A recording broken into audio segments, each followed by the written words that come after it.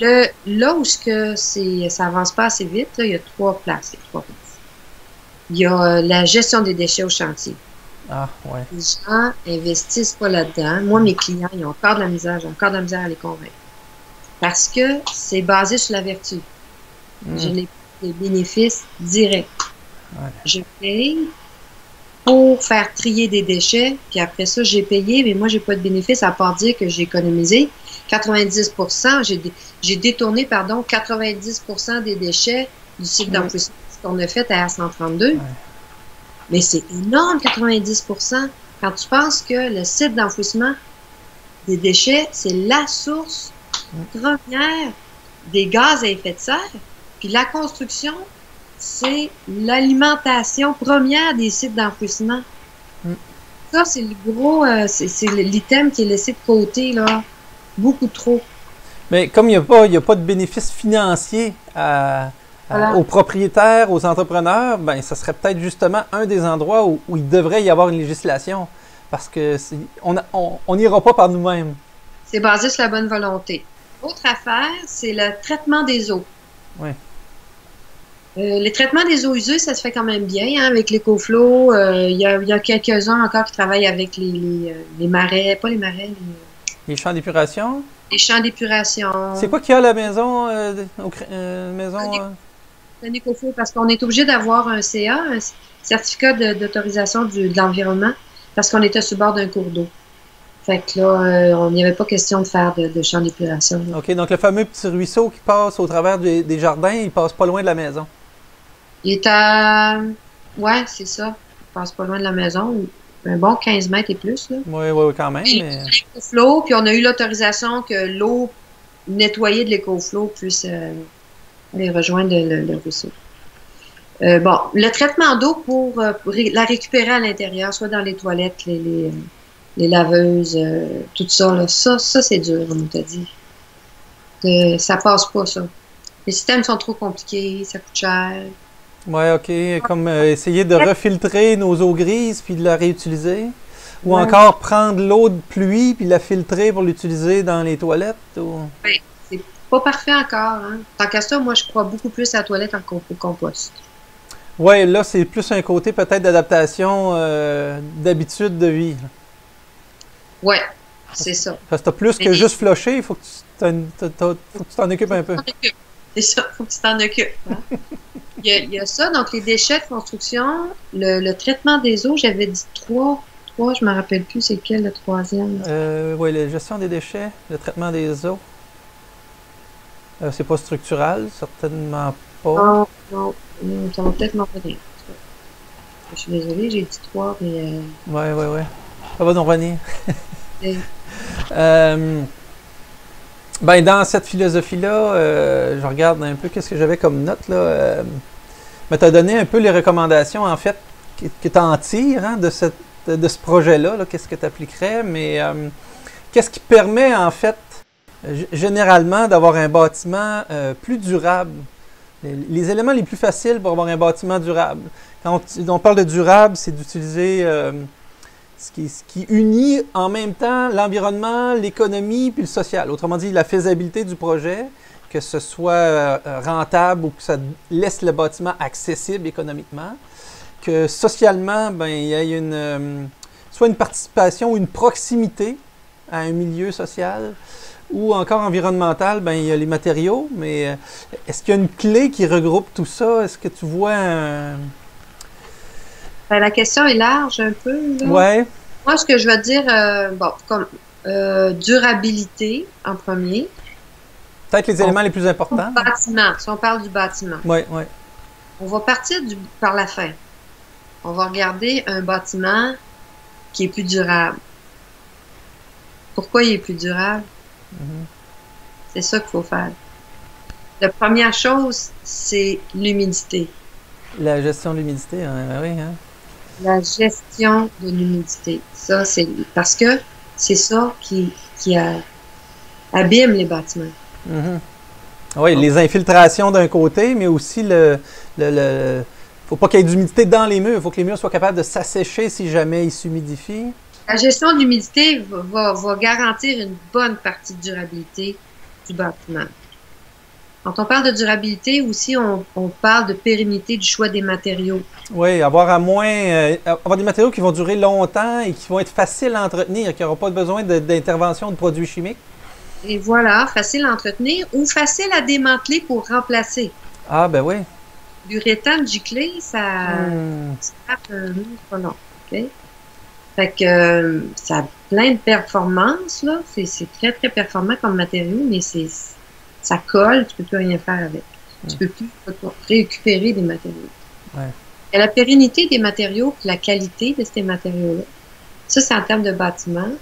Ben là, après ça, ben, il y a toute la durabilité. C'est justement, ça me sert à quoi de faire, mettons, un centre comment je peux dire ça, un bureau où il y a 300 personnes qui vont aller là, un bureau super performant, puis il faut qu'il roule 100 km pour y aller.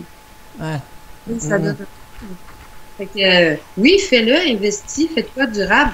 Dans ton petit cocon, tu vas rentrer dans ton argent à court terme, tu vas avoir une bonne efficience de coût global, mais ton coût société, il est gros. Ouais.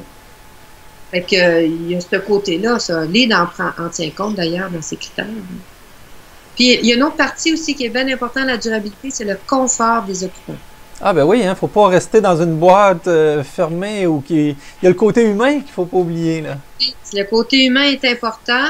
Donc, qu'est-ce qui fait qu'on a du beau confort? C'est qu'on a de la belle lumière naturelle. Mais aussi, ce qui est important, c'est juste une anecdote. Je suis allée en Abitibi dernièrement, à Val-d'Or, je suis allée visiter un beau bâtiment universitaire. Puis, ils ont fait un café au rez-de-chaussée. Et il y avait un café à cet endroit-là avant. Mais là, ils l'ont refait, super contemporain, c'est bien beau, mais c'est tout fenestré, sur 3 côtés. Des grandes fenêtres. Mais en Abitibi, il fait froid. Hein? Au mois de janvier, là, tu t'assois pas sur le bord d'une fenêtre. Si tu as des fenêtres tout le tour, il reste rien que le milieu de la pièce. C'est ça. Fait que là, j'ai dit, hey, wow, les gens doivent venir beaucoup, c'est super beau. Ils ont dit non, la clientèle a baissé. Fait que moi, après ça, j'ai dit, probablement que le confort a baissé. Fait que le confort, c'est vraiment important. Donc, le choix des matériaux comprend aussi, le gyps, c'est pas super. Le bois amène une notion de confort. À 132, le bois, là, ça contribue beaucoup au confort. C'est prouvé aussi que dans les bâtiments commerciaux, l'utilisation du bois incite à l'achat. Hein, les commerçants, ils l'ont compris. Les épiceries commencent à en rentrer de plus en plus. On voit du bois de plus en plus. Puis, ben, la qualité de l'air, puis aussi le flux de l'air à l'intérieur, comment il se promène, puis la chaleur, comment il se comporte. Tout ça joue sur le confort. Et ça, c'est une notion de durabilité importante en termes de satisfaction d'habitation, d'occupation. Oui, c'est bien. Et on a fait un beau tour de ce projet-là d'architecture qui continue de vivre et puis qui continue à attirer l'attention. On peut louer, d'ailleurs, mais à 132 l'hiver, on peut aller... c'est juste l'hiver qu'on peut louer? Oui. Mais parce que l'été, il y a trop de visites. Automne jusqu'au printemps. L'été, c'est ouvert au public. Donc, quelqu'un qui veut essayer la maison, aller résider quelques jours puis profiter d'un parc à proximité, là, je ne sais pas ce qu'on peut faire. Le site du Jardin de Métis. Oui. Donc, facile à trouver sur Internet. D'un point de vue général de l'exercice d'architecture, dans un bureau d'architecture, vous travaillez principalement sur des bâtiments publics, des bâtiments commerciaux. Comment l'architecture écologique est-elle perçue dans ce milieu-là? Peut-être des gestionnaires publics versus les promoteurs commerciaux eux-mêmes. Est-ce que... Ben, je te dirais qu'à date, les donneurs d'ouvrage, on va utiliser le terme donneur d'ouvrage, qui sont les plus avant-gardistes, c'est la SHQ. Les bâtiments que construit la SHQ et la SQI. OK. Si tu peux expliquer l'acronyme. SHQ, Société d'habitation du Québec. OK. Donc, les bâtiments à loyer modique, exemple?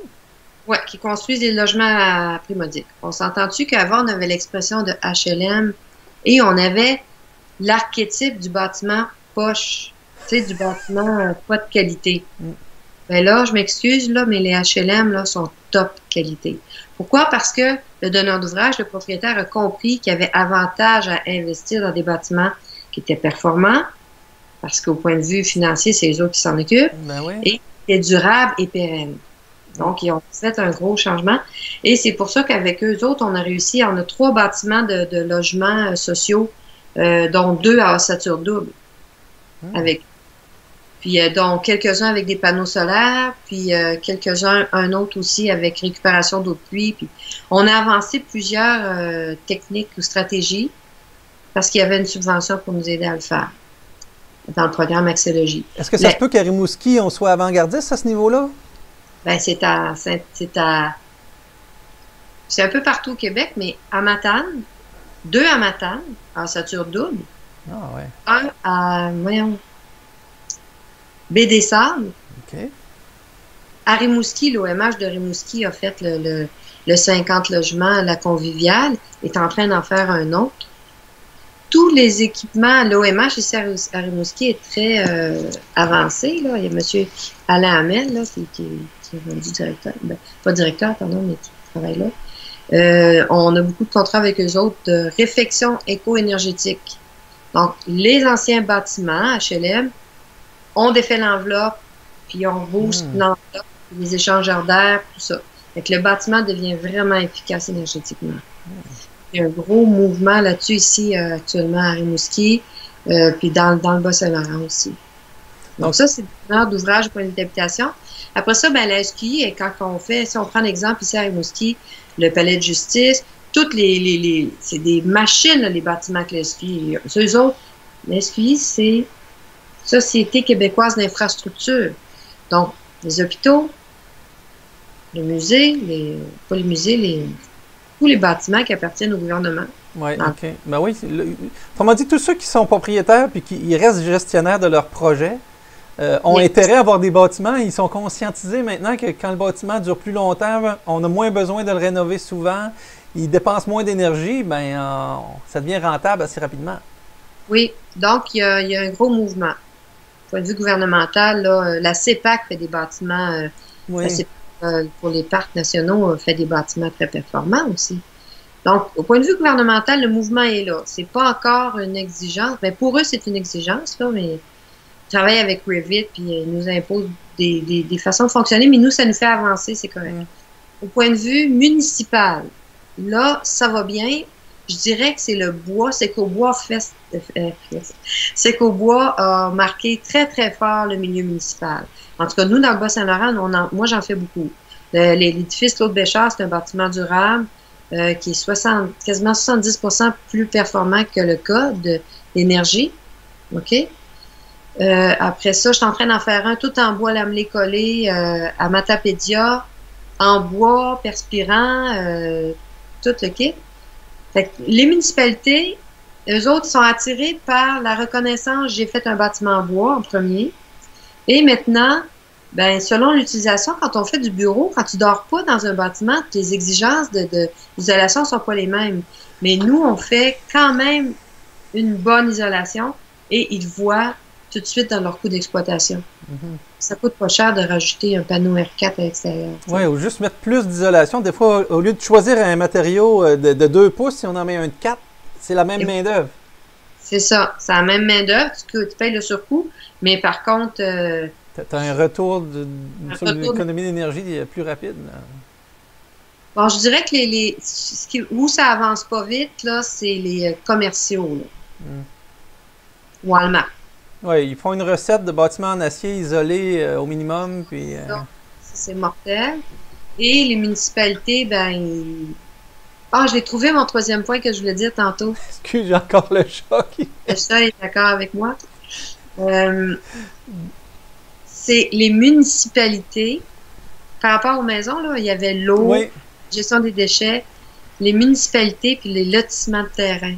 Ah oui, OK. C'est ça qui freine le bâtiment durable. Oui, exemple, les règlements qui exigent qu'une façade soit absolument... Ouais, l'implantation, la planification urbaine. Oui, la planification urbaine devrait laisser place à des développements beaucoup plus fluides. Mais tu sais, eux autres, ils ont leurs critères aussi, là. Rentabilité, infrastructure, largeur de rue, égout et tout le kit, là. Oui, oui, oui, oui. Oui, c'est un point à pas négliger. C'est sûr qu'on peut faire le bâtiment plus facilement dans l'orientation qu'on veut quand on a un grand terrain, mais LEED a participé à conscientiser que en s'éloignant des milieux urbains, on est moins écologique à cause du déplacement, de la distance des infrastructures, d'être obligé d'avoir ses propres infrastructures à soi plutôt que de partager des infrastructures. Moi, ça nous amène aussi à ce qui se vers où l'habitation s'en va, puis ce qui est intéressant, c'est le cohabitat, comme on en a un bel exemple à Québec. Oui. L'habitation participative aussi. C'est toutes des notions. Ça, c'est vers quoi je veux. D'ailleurs, qu'on va avoir la chance peut-être de travailler ensemble sur un projet. Fait que, tu sais, c'est ça vers quoi je veux aller, là. Autrement dit, sortir de la maison puis l'amener dans le microcosme de l'habitation. Parce que les constructions, je pense qu'on les connaît maintenant. Ouais. Là, ce qui va changer, c'est le côté société, la durabilité, le partage des ressources. On n'est pas obligé d'avoir toute une tondeuse, on n'est pas obligé d'avoir toute une souffleuse, on est tout... Ben, ça aussi, le municipal pourrait jouer un rôle si on pouvait avoir des lots partagés à mi-chemin entre toutes les maisons pour mettre un bâtiment commun, pour aller mettre nos tondeuses, nos souffleuses qu'on partage entre 4 maisons, par exemple. Là, c'est pour ça que je dis que les municipalités ont un rôle à jouer très, très important.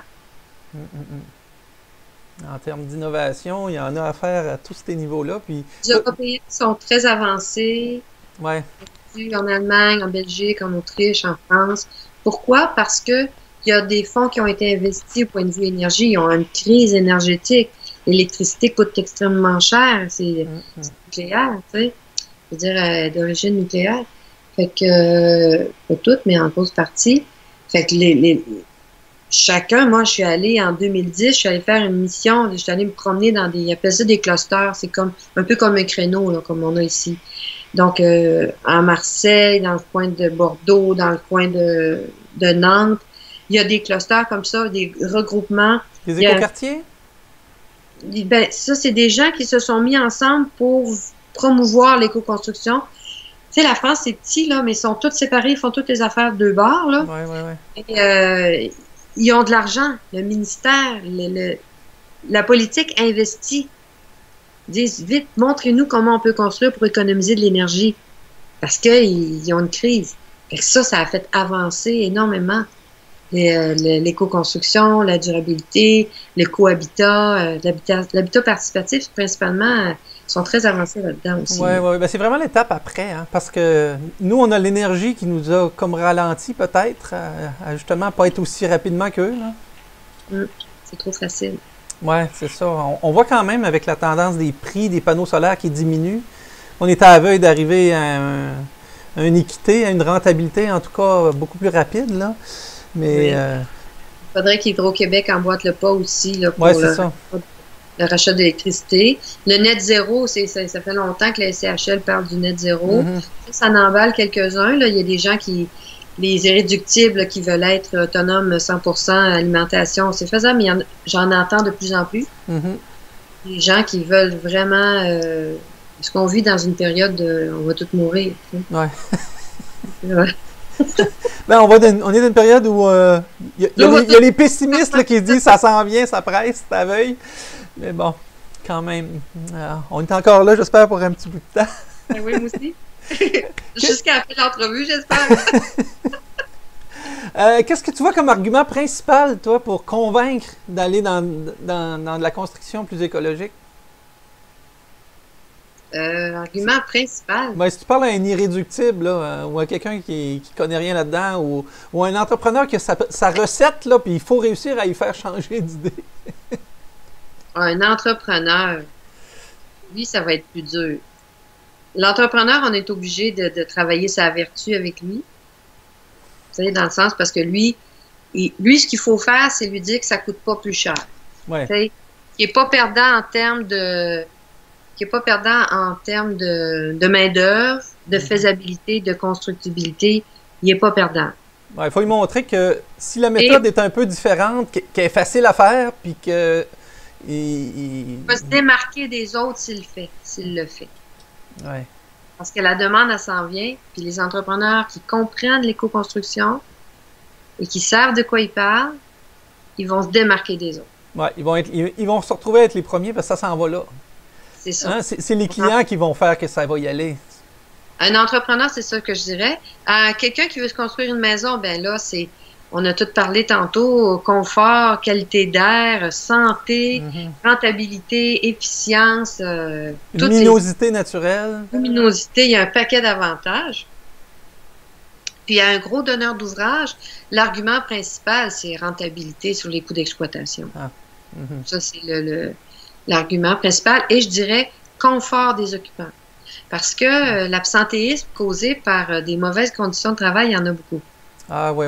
Hein? Une climatisation que tu ne peux pas contrôler, il fait soit trop froid, trop chaud dans ton bureau, tu es dans un bureau qui n'a pas de fenêtre. L'assurance, puis l'insatisfaction au travail, des gros facteurs, c'est le milieu de travail puis le climat. Donc, quand tu crées des endroits de travail qui sont intéressants, qui sont beaux, qui sont stimulants, la satisfaction des employés augmente. Donc, la rentabilité des employés augmente. C'est directement relié.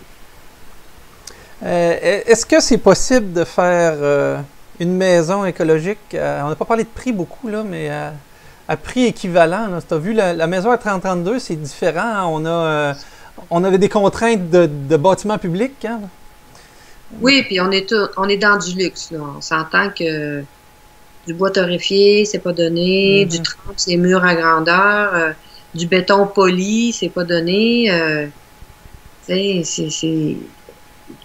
y a des coûts de luxe, de l'ardoise, du bardeau de cèdre, c'est de la main-d'œuvre. On appelle ça de niveau design supérieur. Ouais. Ça veut dire que le design est super top. C'est que les choix de matériaux sont dans les matériaux les plus nobles. C'est pour ça que ça a coûté plus cher. Mais moi, je dis que ça coûte pas plus que 5% qu'une maison standard. C'est vraiment pas... ça va être de moins en moins cher. Ben, surtout si on compare une grandeur pour une même grandeur.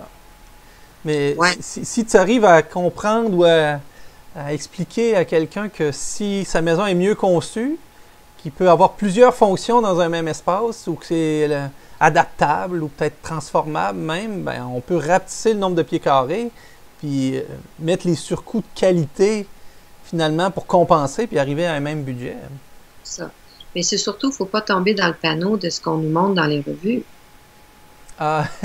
Tu vois, maison verte. Puis là, tu vois 3 murs vitrés.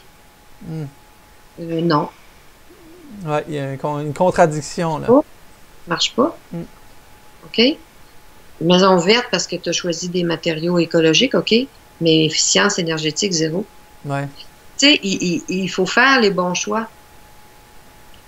Il faut vraiment faire les bons choix. Puis ça, mais actuellement, ce qui se passe, là, en tout cas, des architectes. Là, je donne mon opinion, là. Toutes les maisons qui ont gagné les prix, là, lors des architectes, là, il n'y en a pas une qui est efficiente, efficace, énergétiquement. Toutes belles. Elles sont superbes. Oui, ils ont... Efficaces.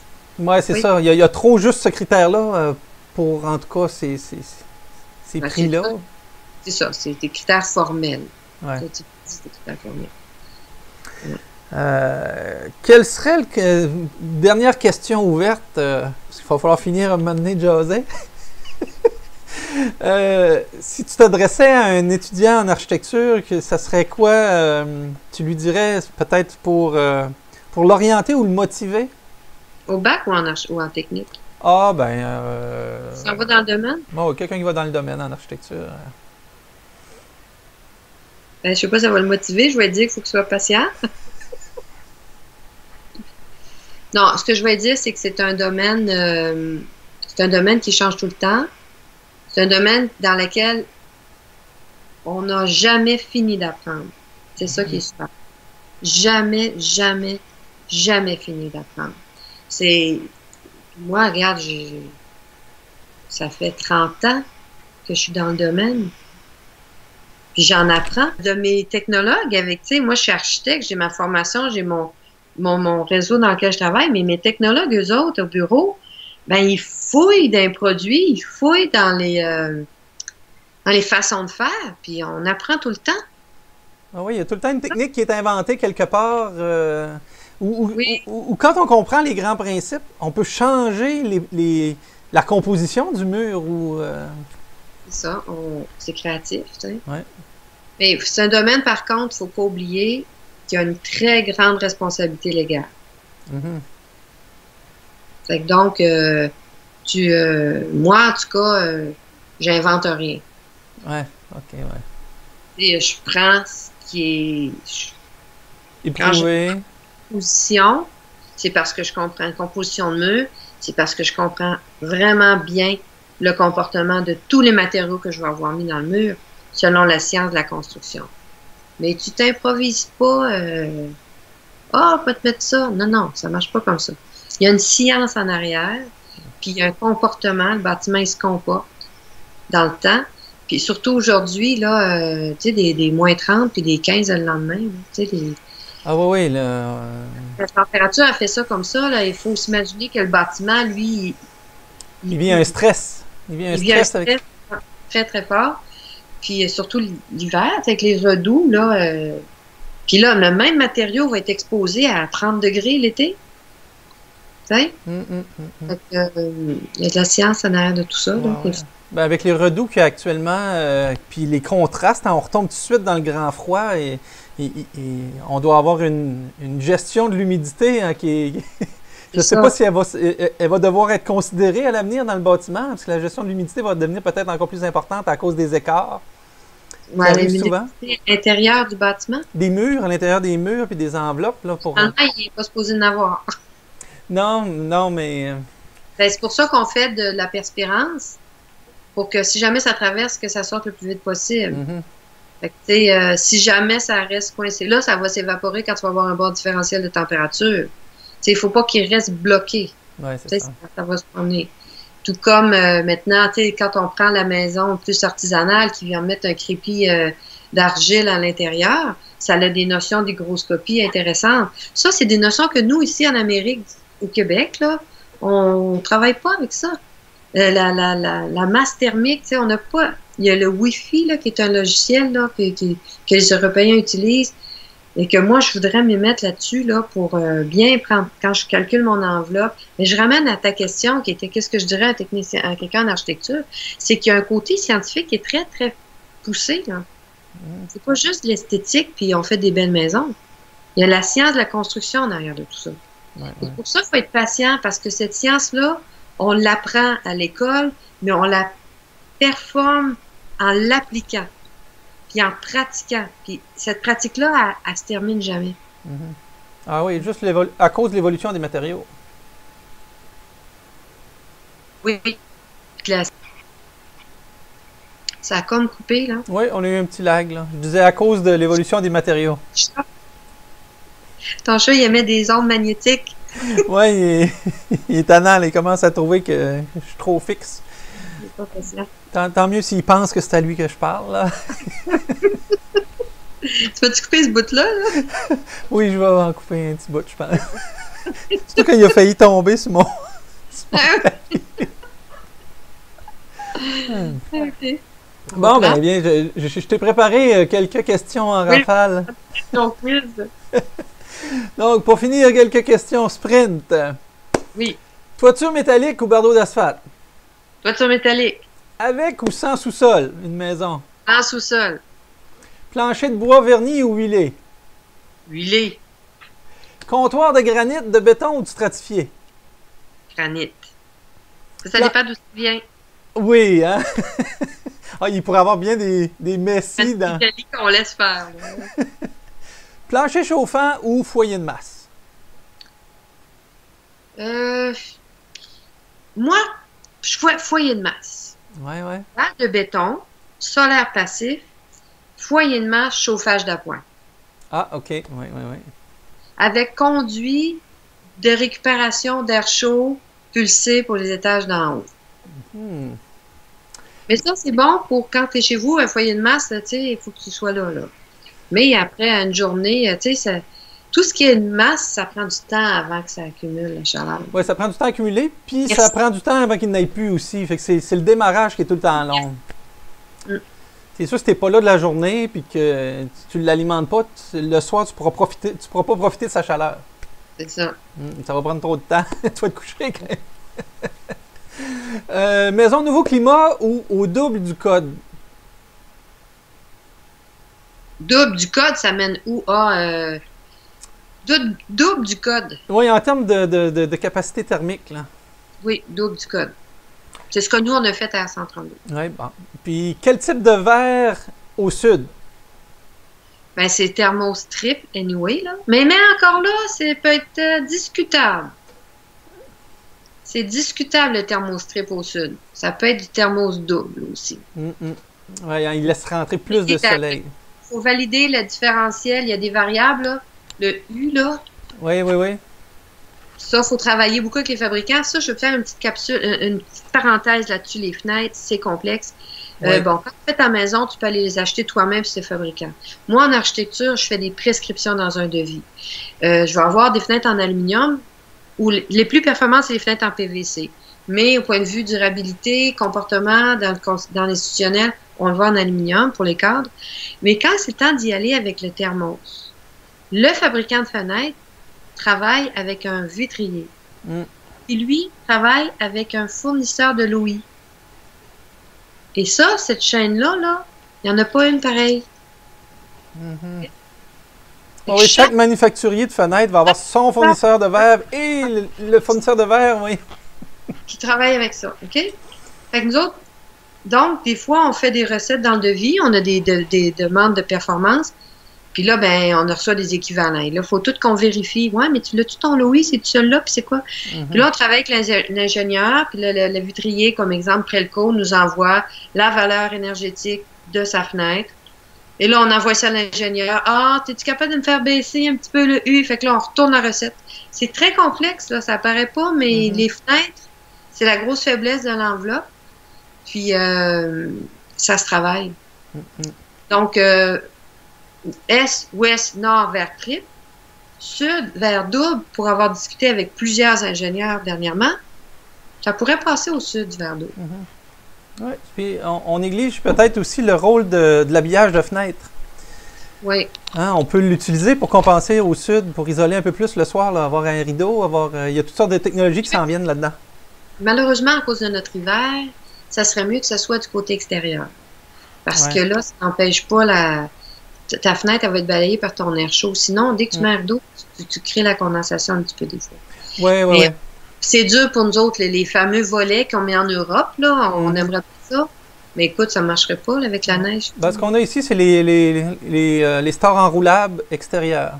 Oui, on a failli en mettre à 132, mais on n'avait pas l'électricité pour se plugger dessus. Puis c'est arrivé par en arrière, par après. Oui, OK, on a oui. failli en mettre en démonstration. Ouais, quand on le sait au début, ben, il faut le planifier parce qu'il faut alimenter électriquement à télécommande. Si on met une manivelle, on fait un trou dans l'enveloppe. Et encore là, je ne souhaite pas de pluie verglaçante. Oui. Sur les côtés, là, puis dans le bas, tu sais. Ben, il y en a qui l'expérimentent au Québec actuellement. Je ne sais pas si tu as entendu parler de la maison Kenogami. Oui, ben c'est Alain Hamel qui a fait ça. C'est ça. Donc, sur cette maison-là, il y en a. Puis c'est une maison qui va quand même être sûrement, au niveau des rendements, republiée, là. On a entendu parler beaucoup de la construction, mais pas beaucoup de la vie dans cette maison-là, puis comment elle se comporte, là. Ben, c'est très, très efficace. Tu pourrais l'appeler, Alain, il travaille à l'OMH. Ah, oui, oui. Ben oui, il va te donner son courriel. Ah, ça serait très bien. Parfait. Ben, je te remercie, Marie-Hélène, de tout ton temps ce soir. Plaisir. On va partager ça avec les étudiants de mes différents programmes. Là, je ne sais pas avec qui je partage, là, mais merci et bonne fin de soirée. Merci. On se revoit bientôt, puis à une prochaine. Oui, salut. Salut bien. Bye.